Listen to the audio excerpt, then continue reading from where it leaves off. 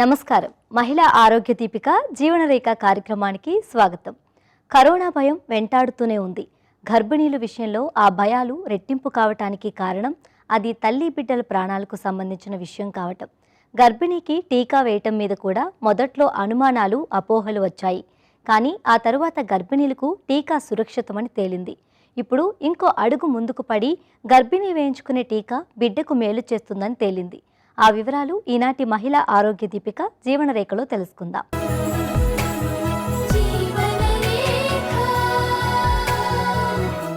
టీకా తీసుకున్న గర్భిణీలు తమ గర్భస్థ శిశువులకు అత్యధిక స్థాయిలో యాంటీబాడీస్ అందిస్తున్నారని ఒక తాజా అధ్యయనం తేల్చింది.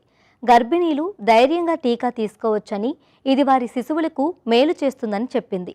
పరిశోధకులు 36 మంది నవజాత శిశువుల బొడ్డుతాడున పరీక్షించగా అందరిలోనూ యాంటీబాడీస్ అధిక సంఖ్యలో ఉన్నాయని, ఇవి తల్లుల వ్యాక్సిన్ తీసుకోవడం వల్లే వచ్చాయని తేలింది. దీని గురించి తెలుసుకుందాం.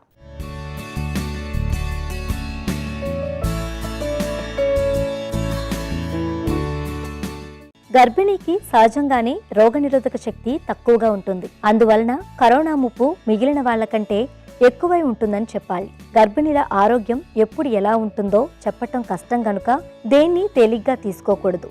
వైరస్ బారిన పడిన గర్భిణీల్లో కూడా కొంతమందిలో ఆ లక్షణాలు కనబడకపోవటం, కొంతమందిలో స్వల్పంగా ఉండటం గుర్తించారు. కోవిడ్ సోకిన గర్భిణీల్లో నెలలు నిండక ముందే కాన్పు జరిగే అవకాశాలు ఎక్కువగా ఉన్నాయని డాక్టర్లు చెబుతున్నారు. పైగా సిజేరియన్ చేయాల్సి రావటం, బిడ్డ తక్కువ బరువుతో పుట్టడం లాంటి సందర్భాలు కూడా ఎక్కువే ఉంటున్నాయి. కొన్ని సందర్భాల్లో బిడ్డ కడుపులో ఉండగానే చనిపోవటం, లేదంటే డెలివరీ సమయంలో చనిపోయే ప్రమాదం కూడా ఉంది. అందుకే గర్భిణీలకు కూడా టీకా ఇవ్వాలని ప్రపంచ ఆరోగ్య సంస్థ సూచిస్తుంది. ఇతర అనారోగ్య సమస్యలు ఉన్నవారు తప్పకుండా తీసుకోవాలని చెప్పడంతో పాటు వైరస్ సోకే అవకాశం ఏమాత్రం ఉన్నా టీకా అవసరమని డాక్టర్లు పదే పదే చెబుతున్నారు.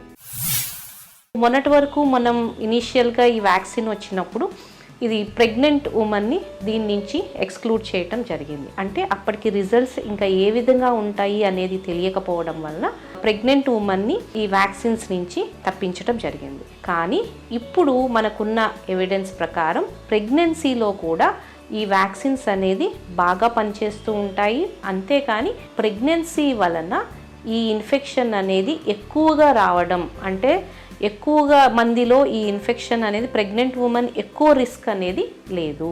నార్మల్ పాపులేషన్కి ఎలా వస్తుందో నాన్ ప్రెగ్నెంట్ వాళ్ళకి ఎలా వస్తుందో అలాగే రావటం జరుగుతుంటుంది. కానీ ఒకసారి వచ్చిన తరువాత ఈ ఇన్ఫెక్షన్ అనేది ప్రెగ్నెన్సీ వాళ్ళలో ఎక్కువగా కాంప్లికేషన్స్ అయ్యే అవకాశం అనేది ఎక్కువగా ఉంటుంది. సో అందువలన నార్మల్ పాపులేషన్ ఎంత రిస్క్ ఉంటుందో ప్రెగ్నెంట్ ఉమెన్ కూడా ఈ వ్యాధి వచ్చే రిస్క్ అంతే ఉన్నా కూడా ఒకసారి వచ్చిన తరువాత ఆల్మోస్ట్ 90% పైగా మందికి చాలా త్వరగా రికవర్ అవ్వటం అండ్ హాస్పిటలైజ్ అవ్వాల్సిన అవసరం కూడా ఉండదు. కానీ కొంతమందిలో ఈ కోవిడ్ ఇన్ఫెక్షన్ తీవ్రత అనేది ఎక్కువగా అయ్యే ఛాన్సెస్ ప్రెగ్నెన్సీలో అనేది ఎక్కువగా చూస్తూ ఉంటాం. తప్పనిసరిగా ప్రతి మదరు కూడా, ప్రతి గర్భిణీ కూడా ఈ వ్యాక్సిన్ అనేది తప్పనిసరిగా వేయించుకోవాల్సిన అవసరం ఉంది. ఏ నెల అనేది సంబంధం లేకుండా చాలామంది ఫస్ట్ 3 నెలల్లో ఈ లోపల బేబీ శిశువు అనేది తయారవుతూ ఉంటుంది కాబట్టి ఆ టైంలో అవాయిడ్ చేయాలి అనేది అనుకుండటం జరుగుతుంది. కానీ సైడ్ ఎఫెక్ట్స్ అనేది ఇంతవరకు స్టడీస్లో ప్రూవ్ కాలేదు కాబట్టి ఏ నెలైనా సరే ఈ వ్యాక్సిన్ అనేది వేసుకోవడం వలన ఇన్ఫెక్షన్ సివియారిటీ అనేది తగ్గే అవకాశం ఉంది. సో అందువలన గవర్నమెంట్ ఇప్పుడు ఈ వ్యాక్సిన్ని ప్రెగ్నెన్సీలో కూడా రికమెండ్ చేయటం అనేది జరుగుతుంది. గర్భిణీలు కరోనా టీకా తీసుకోవడం మీద మొదట్లో కొన్ని అనుమానాలు వ్యక్తమయ్యాయి. టీకా ప్రభావం గర్భధారణ మీద ఉంటుందేమోనన్న అనుమానంతో ఇంకొంతమంది వెనుకాడారు. కానీ టీకా తీసుకోవడం గర్భధారణకు అవరోధం కాదని అధ్యయనాలు నిరూపించాయి. అది కేవలం అపోహేనని నిపుణులు చెబుతున్నారు. టీకా వేసుకున్న తర్వాత ఋతుక్రమంలో మార్పులు వచ్చాయని చెప్పిన వారి మాటలు కూడా లెక్కలోకి తీసుకొని అధ్యయనం చేశాక టీకాకు ఋతుక్రమంలో మార్పులకు సంబంధం లేదని నిరూపించారు. దీంతో మొదట్లో చిన్నపిల్లల తల్లులకు మాత్రమే పరిమితమైన టీకాను ఆ తర్వాత గర్భిణులకు ఇవ్వాలని నిర్ణయించారు. వైరస్ బారిన పడుతున్న గర్భిణుల సంఖ్య పెరుగుతూ ఉండటం, 3వ వేవ్ ముప్పు పొంచి ఉండటం వలన కూడా ఈ నిర్ణయం తీసుకున్నారు. టీకా తీసుకున్న వారిలో స్వల్ప లక్షణాలు కనబడినా ఇవి గర్భిణీలకు మాత్రమే ప్రత్యేకం కాదని తేలటంతో టీకా ఇవ్వాలనే నిర్ణయానికే మొగ్గు చూపారు. ఆ తర్వాత కూడా గర్భిణీలకు టీకా అత్యంత సురక్షితమని తేలింది. ఈ వ్యాక్సిన్స్ అనేది ఆల్మోస్ట్ మనం చూసుకుంటే కనుక మినిమల్ సైడ్ ఎఫెక్ట్స్ తప్పితే, అంటే సీరియస్ ఇల్నెస్ అనేది చాలా రేర్గా ఈ వ్యాక్సిన్స్ వలన వస్తున్నాయి. మినిమల్ సైడ్ ఎఫెక్ట్స్ అంటే కొంతమందికి హెడేక్స్ రావటం కానీ, కొంతమందికి ఫెటిగ్ అంటే అలసటత్వం ఉండటం కానీ, మైల్డ్గా బ్రెత్లెస్నెస్ అనిపించటం కానీ, లేదా వామిటింగ్ సెన్సేషన్ రావడం, చిన్న ప్రాబ్లమ్స్ అనేది ఈ వ్యాక్సిన్స్ ద్వారా రావటం అనేది జరగచ్చు. కానీ మెజారిటీ అంటే చాలా మందిలో ఈ సిమ్టమ్స్ అనేది చాలా సెల్ఫ్ లిమిటింగ్, కొద్ది రోజులు వచ్చి ఒక 3-4 డేస్ సఫర్ అయ్యి తగ్గటం అనేది జరుగుతూ ఉంటుంది.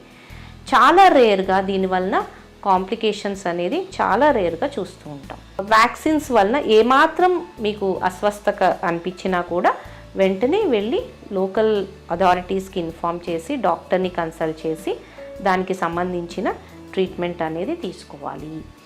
అదేవిధంగా ఈ వ్యాక్సిన్స్ అనేది చాలామంది చాలా అపోహలు అనేది చాలా ఉన్నాయి. అంటే కొంతమంది అసలు ఇది వ్యాక్సిన్ అనేది మంచిది కాదు, ఈ వ్యాక్సిన్ అనేది వెళ్ళకూడదు, ఇది ఎగనెస్ట్ నేచర్ అని చాలామంది కొన్ని రకాల అపోహల వలన ఇంకొంతమంది ఈ వ్యాక్సిన్స్ అనేది ఇంకా దూరంగా పెట్టడం అనేది జరుగుతూ ఉంది. ఈ వ్యాక్సిన్స్ వలన ఏమన్నా సైడ్ ఎఫెక్ట్స్ వస్తాయేమో అన్న భయంతో, అంటే ఇది అవేర్నెస్ లేక మీరు ఒకసారి డాక్టర్ని కన్సల్ట్ చేసి వాళ్ళ ఇచ్చిన అవేర్నెస్ని బట్టి, ఆప్షన్స్ని బట్టి మీరు వ్యాక్సిన్ని సెలెక్ట్ చేసుకుని ఆ వ్యాక్సిన్ అనేది వేయించుకోవడం ఎంతో మంచిది. వ్యాక్సిన్ వేసుకున్న తర్వాత వచ్చే కాంప్లికేషన్స్ అనేది చాలా తక్కువ అండ్ దానివల్ల వచ్చే బెనిఫిట్స్ అనేది చాలా ఎక్కువగా ఉన్నాయి. ప్రతి ఒక్కళ్ళు కూడా ఈ వ్యాక్సిన్ అనేది ప్రిఫర్ చేసి ఈ వ్యాక్సిన్ ద్వారా ఇన్ఫెక్షన్ అనేది మనము తగ్గించుకోవాల్సిన అవసరం ఉంది. గర్భిణీలకు ఇచ్చిన కోవిడ్ టీకా కేవలం ఆ గర్భిణికి మేలు చేయటానికే పరిమితం కాకుండా కడుపులో ఉన్న బిడ్డకు కూడా మేలు చేస్తున్నట్టు తాజా అధ్యయనాలు నిరూపించాయి. అమెరికాలోని ఫ్లోరిడాలో కోవిడ్-19 టీకా తీసుకున్న గర్భిణి 3 వారాల తర్వాత ఆరోగ్యవంతమైన శిశువుకు జన్మనిచ్చింది. ఆ శిశువులో కోవిడ్ యాంటీబాడీలున్నట్టు గుర్తించారు. 36 ఏళ్లున్న ఒక ఆరోగ్య కార్యకర్త డెలివరీకి కొద్ది వారాల ముందు కరోనా టీకా తొలి డోసు తీసుకుంది. టీకా తీసుకున్న 3 వారాల తరువాత ఆమె ప్రసవించింది. వెంటనే శిశువు బొడ్డుతాడు నుంచి రక్తాన్ని సేకరించి పరీక్షిస్తే యాంటీబాడీలు ఉన్నట్టు తేలింది. ఆ తరువాత 36 మంది గర్భిణీల మీద ఇదే రకమైన పరీక్షలు జరిపి ఫలితం పట్ల సంతృప్తి వ్యక్తం చేశారు. ఈ యాంటీబాడీలు కొన్నేళ్ల వరకు శిశువు శరీరంలో ఉంటాయని డాక్టర్లు చెబుతున్నారు. కోవిడ్-19 టీకా తల్లికి వేసిన తరువాత అదే నవజాత శిశువు రక్షణకు సాధ్యమవుతుందని ఇప్పుడు అర్థమైంది. ప్రెగ్నెన్సీలో, అదేవిధంగా బ్రెస్ట్ ఫీడ్ చేస్తున్న మదర్స్లో, వీళ్ళందరిలో కూడా ఈ కోవిడ్ వ్యాక్సిన్ అనేది అప్రూవ్ అవ్వటం అనేది జరిగింది. ఈ వ్యాక్సినేషన్ వలన ఒక్క తల్లికే కాకుండా కొన్ని స్టడీస్లో ఈ యాంటీబాడీస్ ఏవైతే ఫామ్ అవుతున్నాయో మదర్లో, అవి ప్లసెంటా ద్వారా బేబీలో కూడా కొంత ఇన్ఫెక్షన్ ప్రివెన్షన్కి యాంటీబాడీస్ అనేది తయారవుతున్నాయి అనేది కొన్ని స్టడీస్లో మనకి రావడం జరిగింది. కనుక అదేవిధంగా తల్లికి, అదేవిధంగా పుట్టబోయే బేబీకి, బిడ్డకి కూడా ఈ వ్యాక్సిన్ వలన ఉపయోగం అనేది ఉంటుంది. కాబట్టి తల్లి బిడ్డ ఇద్దరూ సురక్షితంగా క్షేమంగా ఉండాలంటే ఈ వ్యాక్సిన్ అనేది మనం ఎంకరేజ్ చేయాల్సిన అవసరం ఉంది. ఎస్పెషల్లీ ప్రెగ్నెన్సీ అనేది ఇంకా ఇద్దరు ప్రాణాలతో కూడుకున్నది. తల్లి బిడ్డ ఇద్దరూ సురక్షితంగా ఉండాలి.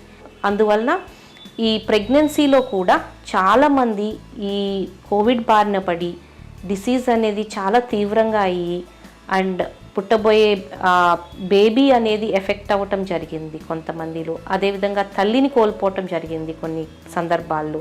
ఇన్ఫెక్షన్ని మనం సమర్థవంతంగా ఈ వ్యాక్సిన్ ద్వారా, ఏదైతే మనకి అందుబాటులో ఉన్న ఈ కోవిడ్ వ్యాక్సిన్స్ ద్వారా ఈ ఇన్ఫెక్షన్ని ఎదుర్కోవాల్సిన అవసరం అనేది చాలా ఉంది.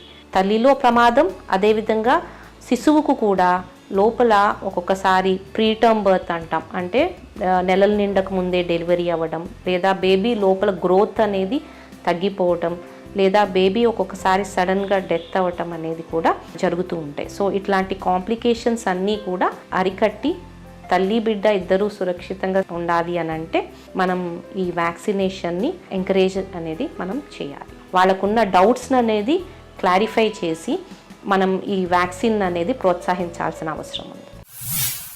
కోవిడ్ మొదలైనప్పుడు గర్భిణీలు మరింత భయపడ్డారు. ఆ తరువాత కాన్పు మీద ఎలాంటి ప్రభావం ఉంటుందోనన్న ఆందోళన మొదలైంది. తీరా టీకా వచ్చాక గర్భిణీలు వేసుకోవచ్చునా అనే మరో అనుమానం వచ్చింది. దీనికి కూడా ఆమోదం లభించింది. అయినా సరే కొంతమంది వెనకాడుతున్న సమయంలో కొత్త అధ్యయనం మరింత ఆశ్చర్యకర ఫలితం వెల్లడించింది. తల్లి నుంచి యాంటీబాడీలు తీసుకొని బిడ్డ పుట్టడాన్ని బట్టి టీకా అవసరం మరింతగా నొక్కి చెప్పినట్టయింది. చిన్న వయసులోనే మధుమేహం బారిన పడే ఆడపిల్లలకు సహజంగానే యుక్త వయసులో గర్భధారణ సమయంలో చాలా ప్రత్యేక జాగ్రత్తలు అవసరం. వీరిలో తలెత్తే అవకాశం ఉన్న సమస్యలు కూడా ప్రత్యేకంగానే ఉంటాయి. అయితే మహిళలకు గర్భంతో ఉన్నప్పుడు మధుమేహం వచ్చే అవకాశం ఎక్కువ. దాదాపు 2 నుంచి 5% మందిలో గర్భంతో ఉన్నప్పుడు రక్తంలో చక్కెర స్థాయి పెరుగుతుంది. రక్త పరీక్షల ద్వారా గుర్తించి చికిత్స చేయకపోతే తల్లి బిడ్డలకు ప్రమాదం కూడా. అందుకే గర్భిణీల్లో వచ్చే మధుమేహం గురించి, దీని వలన ఎదురయ్యే సమస్యల గురించి అవగాహన పెంచుకోవటం చాలా అవసరం. ఈ కార్యక్రమంలో ఇప్పుడు సమస్య సలహా చూద్దాం.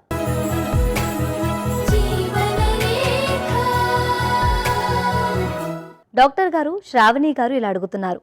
నాకు 2 నెలల క్రితం బాబు పుట్టాడు. బాబు ఆరోగ్యంగా ఉన్నాడు. వాడికి నా పాలే పడుతున్నాను. అయితే ఇప్పుడు పాలిచ్చే తల్లులు కోవిడ్ వ్యాక్సిన్ వేసుకోవచ్చు అంటున్నారు. మరి నేను వ్యాక్సిన్ వేసుకోవడం ద్వారా నా పాలు తాగుతున్న నా బిడ్డకు ప్రయోజనం ఉంటుందా? ఏ వ్యాక్సిన్ వేసుకుంటే మంచిది? వ్యాక్సిన్ వేసుకున్నాక జ్వరం వంటివి వస్తాయా అని అడుగుతున్నారు. శ్రావణి గారు, మీకు 2 నెలల బాబు ఉన్నారని చెప్పారండి, పాలు ఇస్తున్నాను అన్నారు. కోవిడ్ వ్యాక్సిన్ వేసుకోవచ్చా అనేది మీ ప్రశ్న.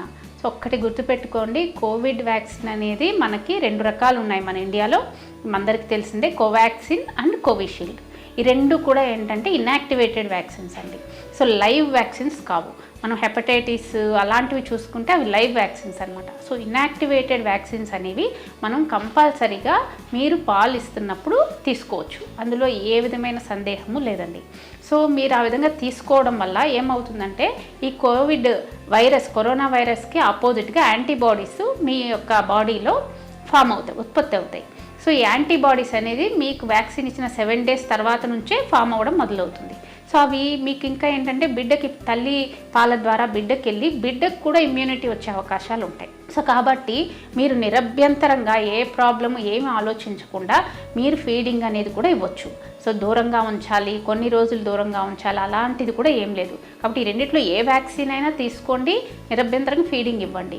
కానీ ఒకవేళ ఫీవరు అలాంటివి అని రావచ్చు. ఎందుకంటే నార్మల్ వాళ్ళకు కూడా వ్యాక్సిన్ ఇచ్చినప్పుడు కొంతమందికి ఫీవర్ వస్తూ ఉంటుంది, బాడీ పెయిన్స్ వస్తాయి, హెడేక్ వస్తాయి. అందరికీ అన్నీ ఉండకపోవచ్చు, కానీ ఏ విధమైన ప్రాబ్లం ఉండదండి. మీకు ఎక్కువ ఉంటే పారాసిటమాలో మీ డాక్టర్ని సంప్రదించి దానికి తగ్గ ఇది మీరు తీసుకోవచ్చు. కానీ ఆ చిన్న ప్రాబ్లమ్స్ వస్తాయని చెప్పి మీరు వ్యాక్సిన్ తీసుకున్నట్టయితే అది మీకు ప్రమాదం అండ్ మీ బిడ్డకు కూడా ప్రమాదం. ఎందుకంటే పిల్లలకి ఇంకా వ్యాక్సిన్ రాలేదు, అది వచ్చినా సరే 2 సంవత్సరాల తర్వాత పిల్లలకే ఇప్పుడు రాబోతుంది ఫ్యూచర్లో. కాబట్టి మీరు అప్పుడే పుట్టిన పిల్లలకి ఈ విధంగా చేయడం వల్ల ఇమ్యూనిటీ అనేది వాళ్ళకు కూడా అందుతుందన్నమాట. డాక్టర్ గారు, గీతా గారు ఇలా అడుగుతున్నారు. నేను ఈ మధ్యనే పాపకి జన్మనిచ్చాను. అయితే నా పాలు పాపకి సరిపోవడం లేదు. పాప ఆకలికి బాగా ఏడుస్తుంది. డాక్టర్ని కలిస్తే పెరినోర్మ్ అనే టాబ్లెట్ ఇచ్చారు. ఈ టాబ్లెట్ వాడితే నాకు పాలు వస్తాయా? టాబ్లెట్ ద్వారా కాకుండా నార్మల్గా నాకు పాలు పెరగాలంటే ఏం చేయాలి అని అడుగుతున్నారు. గీతా గారు, ఇప్పుడే డెలివరీ అయింది, పాలు ఇస్తున్నాను అన్నారండి. పాలు సరిపోవట్లేదు అన్నారు. సో మీకు పెరినామ్ అనే ట్యాబ్లెట్ కూడా ఇచ్చారని చెప్పారు. సో పాలు ఎక్కువ రావాలంటే అండి, పాలు ఎలాగ ఉత్పత్తి అవుతాయంటే ఈ యొక్క డెలివరీ అయిపోయిన తర్వాత ప్రొలాక్టిన్ అనే హార్మోను యొక్క మెదడు నుంచి ఫామ్ అవుతుంది, ఉత్పత్తి అవుతుంది. అది బ్రెస్ట్ టిష్యూ మీద, రొమ్ముల మీద లోపల గ్లాండ్స్ ఉంటాయి. ఆ గ్లాండ్స్ మీద పని చేయడం వల్ల పాలు అనేవి ఉత్పత్తి అవుతాయి. ఇది నార్మల్ ప్రాసెస్ అండి. సో ఎప్పుడైతే వీటిలో ప్రాబ్లం అవుద్దో, ఆ ప్రొలాక్టిన్ అనే హార్మోన్ తక్కువ ఉత్పత్తి అవుద్దో అప్పుడు పాలు రావు. సో ఎందుకు రాదు అంటే మీ యొక్క సక్కింగ్, బేబీ సక్ చేస్తుంటే ఆ రిఫ్లెక్స్ వల్ల బ్రెయిన్లో ఈ ప్రొలాక్టిన్ అనే హార్మోన్ ఉత్పత్తి అవుతుంది. సో మీకు ఎక్కువ పాలు రావాలి అంటే ఒకటి గుర్తుపెట్టుకొని, బేబీకి, పాపకి కానీ బాబుకి కానీ మీరు ఎక్కువ సేపు పాలు ఇవ్వాల్సి ఉంటుంది. తర్వాత వాళ్ళు సక్కింగ్ బాగా చేయాలి, బాగా నోట్లో పెట్టి ఏరియోలా నిప్పులంతా కూడా సరిగ్గా పొజిషన్లో పెట్టి ఇవ్వాలి. సరిగ్గా పెట్టకపోతే వాళ్ళు సక్ చేయలేరండి. సక్ బాగా చేసినట్టయితేనే మీకు పాలు అనేవి ఉత్పత్తి అవుతాయి. సో ఫీడింగ్ ఎక్కువసేపు ఇవ్వండి అండ్ ఫ్రీక్వెంట్గా ఇవ్వండి.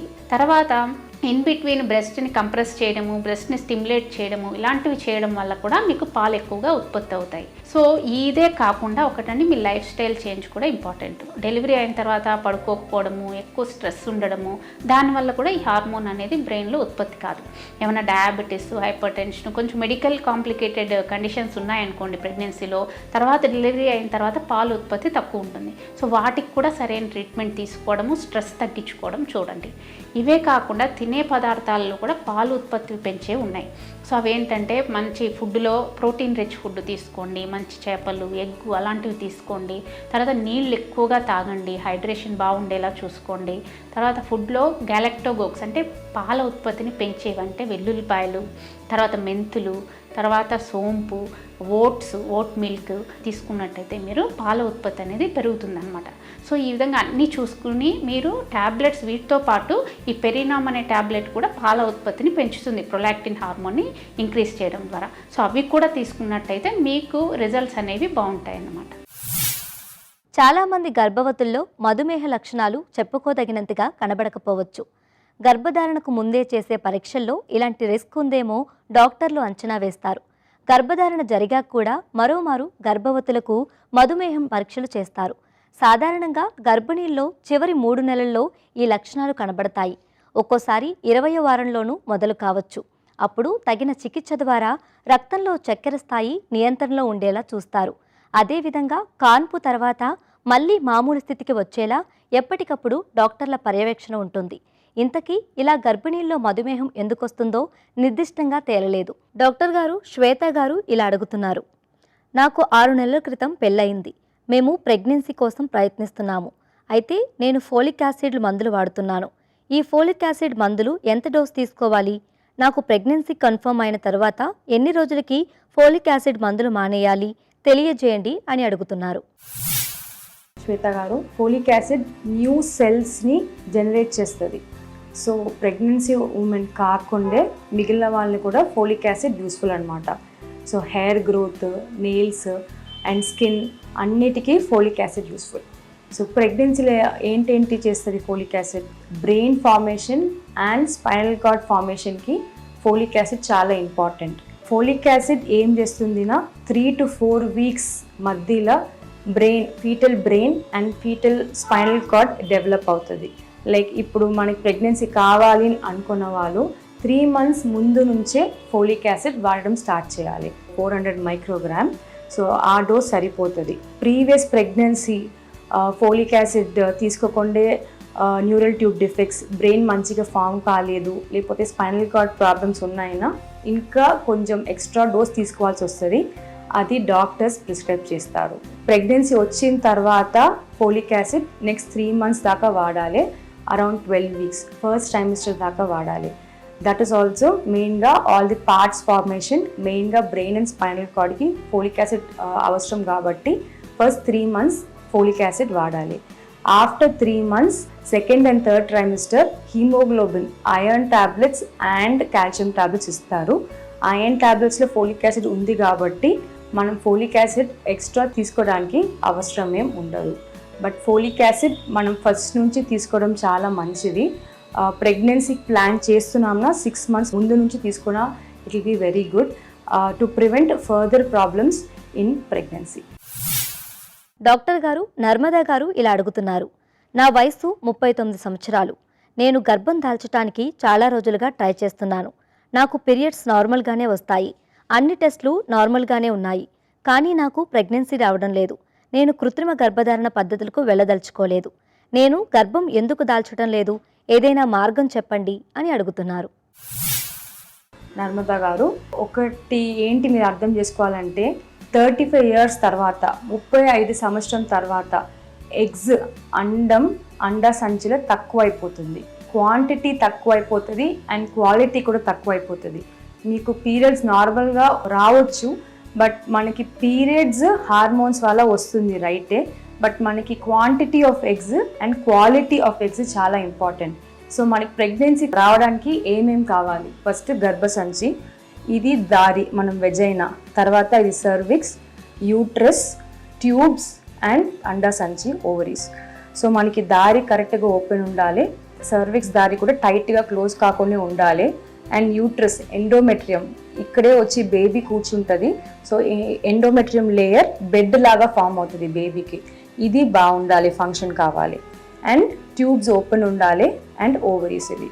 సో ఎవ్రీ మంత్ ఏమవుతుందినా right ovary or left ovary ఒక్క అండం రిలీజ్ అవుతుంది. ఈ ట్యూబ్ అండంని పట్టుకొని ఈ ట్యూబ్ కొంచెం కొంచెం మూవ్ అయ్యి ట్యూబ్ మిడిల్లో వచ్చి ఆ అండం కూర్చుంటుంది. సో కలిసిన తర్వాత స్పర్మ్స్ వెజనల్ ఉంటుంది అనమాట. సో స్పర్మ్స్ కూడా మొటిలిటీ బాగుండాలి.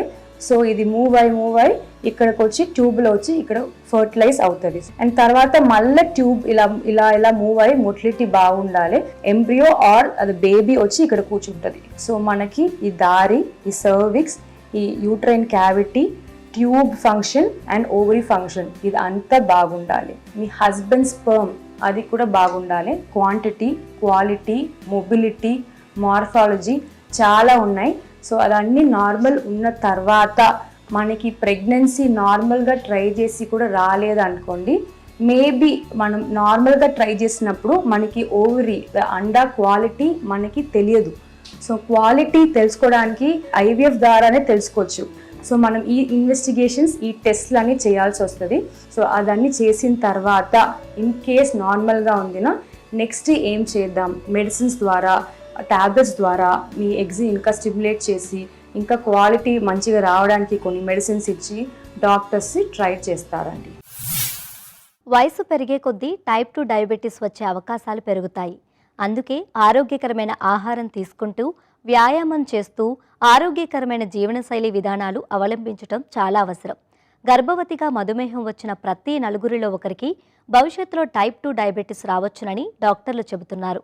గర్భం దాల్చాక మధుమేహం రాకుండా నివారించే మార్గాలు లేవు గాని గర్భధారణకు ముందు ఆరోగ్యకరమైన అలవాట్లుంటే మాత్రం ఈ సమస్య రాకపోవచ్చు. ఒకవేళ వచ్చినా ఈ మంచి అలవాట్లు కారణంగా మళ్ళీ గర్భం ధరించినప్పుడు రెండోసారి సమస్య రాదు. ఇది నేటి మహిళా ఆరోగ్య దీపిక జీవనరేఖ. మరో కార్యక్రమంలో మళ్ళీ కలుద్దాం. నమస్తే. మీ ఆరోగ్య సమస్యలను, సందేహాలను మాకు పంపించవలసిన వాట్సాప్ నంబర్ 8790597766.